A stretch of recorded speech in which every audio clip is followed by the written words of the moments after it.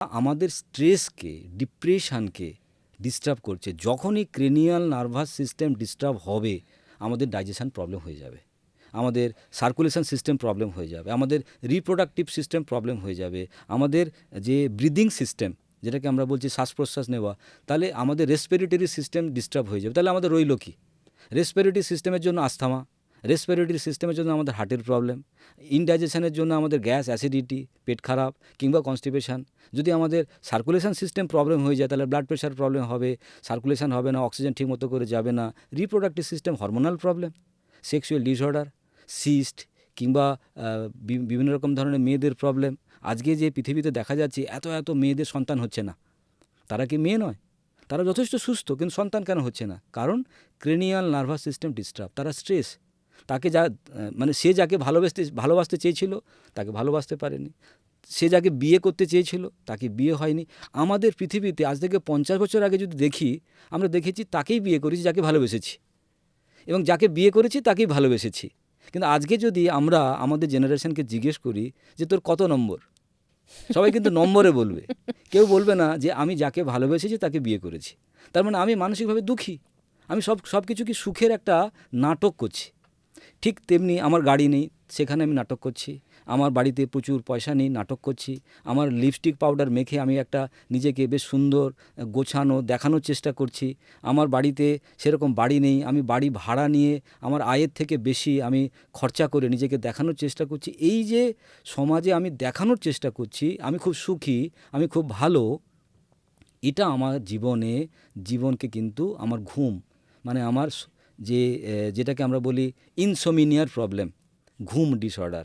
Insomnia যদি নাও হয়ে থাকে, প্রত্যেকটা মানুষের গভীর ঘুম নেই। গভীর ঘুম মানে মানুষের কিন্তু মেডিসিন। এবং আরেকটা কী হয়েছে, আমাদের লাইফস্টাইল বদলে গেছে। আমরা রাত্রেবেলা করে ঘুমোই। আগে কি হতো, সূর্য ডুবে গেলে হারকিনের ল্যাম্প কিংবা টেবিল ল্যাম্প কিংবা কেরোসিনের ল্যাম্প বন্ধ হয়ে যেত, খুব বেশি হলে 7টা 8টা, ব্যাস 9:30 মানে গভীর রাত। কিন্তু এখন 10টা মানে শুরু হলো জীবন। আমরা 12টা 1টা পর্যন্ত হাই হ্যালো করছি, চ্যাটিং করছি, SMS করছি, হোয়াটসঅ্যাপ করছি।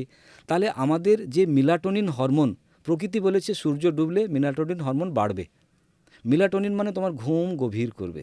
আবার যখন দিন এসে যাবে, সিরাটোনিন হরমোন তখন বাড়া শুরু হয়ে যাবে, তোমার ঘুম ভেঙে যাবে। আমরা ঠিক উল্টো করে ফেলেছি। সকাল যখন হতে গেল তখন ঘুমোতে যাচ্ছি, তখন শরীর বলছে ওড ওড ওড ওড। আবার যখন মিলাটোনিন হরমোন তখন ঘুমোতে যাচ্ছি না। তার ফলে কি হচ্ছে, একটা ইমব্যালেন্স সিচুয়েশান। ফুড তো হয়েছেই, তার সঙ্গে সঙ্গে নার্ভাস সিস্টেম, ম্যানেজমেন্টও দরকার। নার্ভাস সিস্টেম, আমরা কেউ খুশি নই, আমরা কেউ স্যাটিসফাইড নই, এবং এটাকে আমরা কেউ প্রাধান্য দিচ্ছি না। ডক্টরের কাছে গেলে ডক্টর প্রেসক্রাইব করে দিচ্ছে তুমি এই মেডিসিনটা খেয়ে নাও, এই মেডিসিনটার জন্য এটা, ডায়াবেটিসের জন্য এটা, আলসারের জন্য এটা, ক্যান্সারের জন্য এটা। সবাই জানে ডায়াবেটিক মানে কি, ইনসুলিন, এক্সেস অফ ক্যালোরি। কিন্তু না, ডায়াবেটিক মানে পৃথিবীর সব থেকে ভীতু লোকটা ডায়াবেটিক হবে, যে ভয় পাবে, যে খুব ভীতু, যার খুব নার্ভাস ব্যাকগ্রাউন্ড, তার কিন্তু ডায়াবেটিক হবে। আবার যে লোকটা খুব রাগী, ক্রোধী, 100% লিখে রাখুন, তার কিন্তু হার্টের প্রবলেম হয়ে যাবে। যত কিডনির পেশেন্ট আমার কাছে আসে, আমি ডাইরেক্ট তাদেরকে বলি এত রাগী কেন? সঙ্গে সঙ্গে ওয়াইফরা বলতে থাকে আমি কতবার বুঝিয়েছি স্যার, এত ঝগড়া করে, ছোট ছোট জিনিসে এত রাগারাগি করে, কি বলবো। তার মানে আপনি বলছেন যে যারা ভীষণ বেশি রাগী তাদের কিডনির প্রবলেম হয়? হবেই। কেন হবে? কারণ রাগ মানে কি, দ্যাট ইজ তোমার শরীরের কোর্টিসল হরমোন বেড়ে গেছে। কোর্টিসল হরমোন বেড়ে গেলে তোমার ব্লাড প্রেশার বাড়বে। তার মানে ব্লাড প্রেশারের পেশেন্ট তুমি হবে না যদি তুমি রাগী না হও। তাহলে রাগ মানে ব্লাড প্রেশার বাড়বে, আর ব্লাড প্রেশার বাড়লে তোমার ধাক্কা প্রথমেই পড়বে কিডনিতে গিয়ে। কারণ অত দ্রুত কিডনি ব্লাডকে রিফাইন করে আবার ফেরত দিতে পারবে না, ওর নেফ্রনটা আস্তে আস্তে ডিস্ট্রয় হতে থাকবে। তার ফলে আমার সোডিয়াম, আমার পটাশিয়াম আমার বেড়ে যাবে, কিডনিটা আস্তে আস্তে ছোটো হয়ে যাবে। সুতরাং আমি যখন ডাক্তারি টেস্ট করব তখন দেখব ক্রিয়েটিনিন বেড়ে গেছে।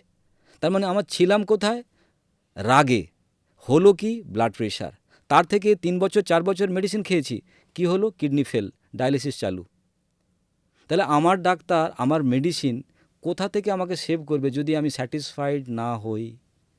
মানসিকভাবে যদি তুমি খুশি না থাকো, তোমার শরীর তোমাকে সায় দেবে না।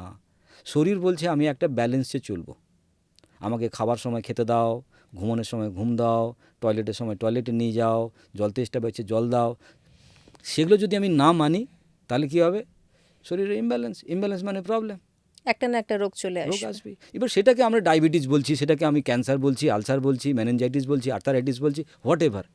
But medical problem start from your mind, medical problem start from your food. So আজকের দিনের যে মেডিকেল প্রবলেমকে আমরা দেখছি এবং সেটা আমরা ট্রিট করার চেষ্টা করছি মেডিসিন দিয়ে, অপারেশন করে, কিন্তু বেসিক ফান্ডটা কিন্তু দুটো। একটা কি আমার মেন্টাল প্রবলেম, দুই আমার ফুড প্রবলেম।